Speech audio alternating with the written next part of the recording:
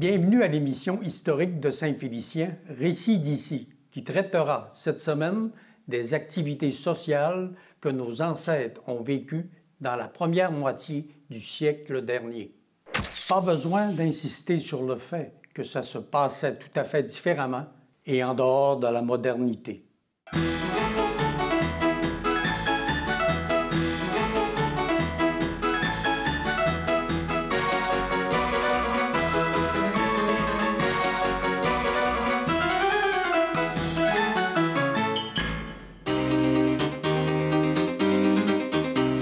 Comment nos aînés se sont-ils divertis dans leurs plus folles années?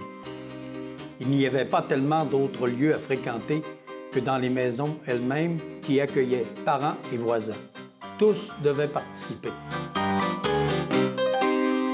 Ben, nous autres, quand on était jeunes, il y avait des soirées danse dans des familles. On allait veiller là.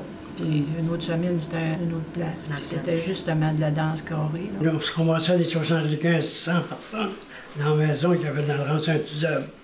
Puis il y avait toujours quelqu'un qui jouait de la musique, de la guitare, puis du violon, puis tout ça. Moi, j'aimais les ongles, ils jouaient toute de la musique. C'est vrai que... Ça chantait beaucoup dans ces soirées-là de danse. Aussi.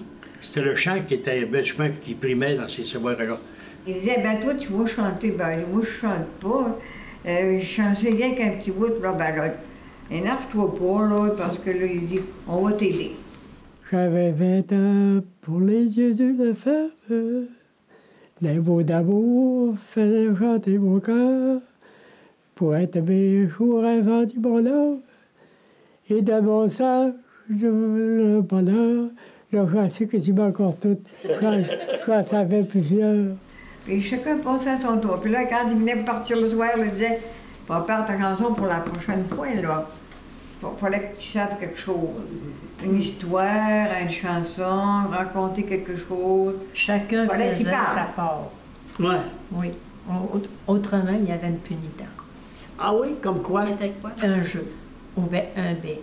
Tu vas les taper. Vous trouviez que c'était une pénitence, un bec? Tu vas le prendre par le cou et tu vas l'embrasser. Une belle pénitence. Il aimait bien chanter.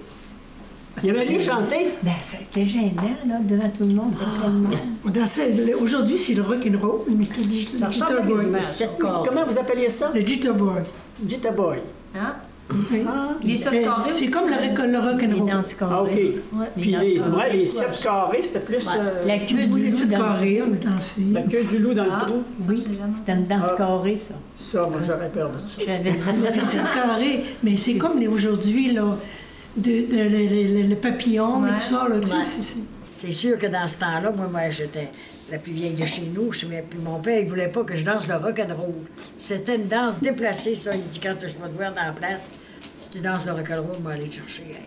Je te dis que je me cachais, puis je voulais pas qu'il me voie quand il était là, je la dansais pas, le rock'n'roll. Mais j'aimais ça, aller danser. C'était dans les parties de famille, hein? Dans les mariages, il y avait de la danse, il y avait toujours un orchestre. La musique, les chansons et histoires meublaient les soirées d'antan. L'ambiance était festive. Tous ont de bons souvenirs de ces rassemblements. Maman jouait du piano. Jouait du piano, puis ça, c'était le dimanche. Papa chantait, puis elle allait jouer du piano le dimanche après-midi. Quand j'étais jeune, je me souviens de ça. Puis moi, il jouait de l'accordéon. Pas mon père, mon mari. En cachette quasiment. Dans le champ, là, je l'attendais jouer de l'accordéon. Je disais, Twin, bien joué ici. Non. Mais est-ce qu'il jouait à l'occasion dans des veillées de danse? Non. Pas du tout, c'était juste... Peut-être quand il était chaud. Mon père, moi, il jouait du piano puis chantait très bien. Ma petite Loulou, ça, on aimait bien ça. Ah oui. Nous autres, chez nous, ça chantait, puis ça jouait de la musique.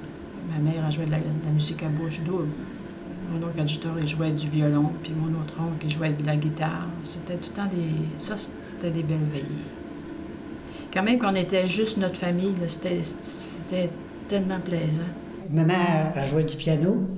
Elle était capable de nous accorder. C'était chacun notre tour qu'on chantait, puis ça dansait. Puis le dimanche, c'était le fun. Les gens se voisinaient, malgré le froid et les distances qui les séparaient et les moyens de transport plutôt rudimentaires. Quand ils voulaient faire une soirée, là, quand ils voulaient avoir du monde pour jouer aux cartes ou pour l'hiver, ils prenaient une chandelle, puis ils l'allumaient quand il faisait noir. Puis là, il allait la mettre vis-à-vis une fenêtre. Puis s'il voulait que ce soit les gens d'en face qui viennent, bien là, il mettait la chandelle dans la fenêtre d'en avant. Ça voulait dire aux gens, vous viendrez jouer aux cartes à soir, vous viendrez pendant l'hiver. C'est beau. Les moyens étaient bons, hein, ils ne voulaient pas sortir, puis il faisait froid, alors... C'est une idée, ça. C'est une idée, hein? Oui. Il y avait un moyen de rassembler les voisins, la parenté de loin, rassembler les voisins, puis ça jouait de la musique, puis on chantait, puis les enfants étaient accordés dans l'escalier, puis ils écoutaient, puis c'était bien plaisant. Oui, on prenait un petit shot. Oui, on prenait un petit verre. Jeune à cheval, là, on avait monté à Saint-Joseph, dans le rang Saint-Joseph, là, envers la Dorée, là. Je sais pas vieille dans le temps, là. Et puis on allait voir ma tante, là, puis les mononcles qui restaient là, mais c'était plaisant. Tu sais, même l'hiver, là, ils nous avaient dans une carriole, là, puis ils m'en avaient une belle petite peau, puis ils mettaient des briques chaudes, là, pour nous garder les pieds à chaleur, puis ça dure plus longtemps, parce qu'ils montaient à Saint-Joseph, là, tu sais, ça devait prendre, à cheval, devait prendre 1 heure, 1 heure et demie, là, dans le temps. Mais c'était un beau souvenir quand même, puis on allait voir les cousins puis les cousines, là, c'était-tu pas le fun, c'était le party. Les jeux de cartes étaient aussi très populaires au cours du siècle dernier. Certains étaient plutôt originaux et gageaient des pommes question de mettre un peu plus de saveur à leur partie. Quand ça avait jasé une secousse, ça s'installait.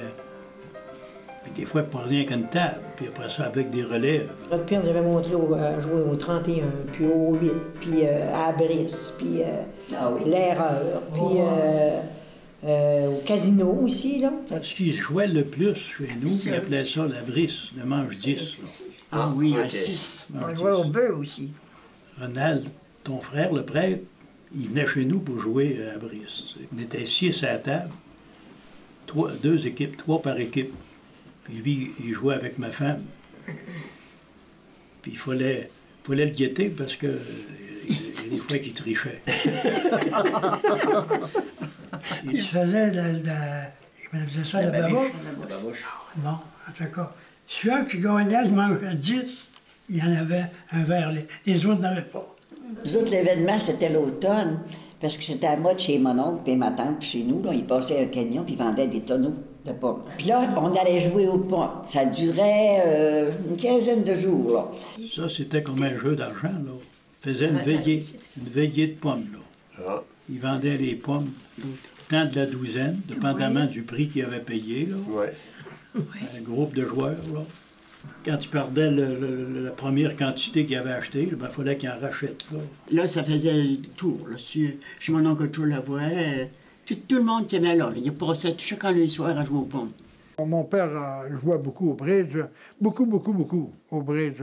C'était presque tous les soirs, si possible. Hein. Enfin, il jouait au bridge. Ici, il y avait des membres, comme une espèce de petit club de bridge ici à Saint-Félicien.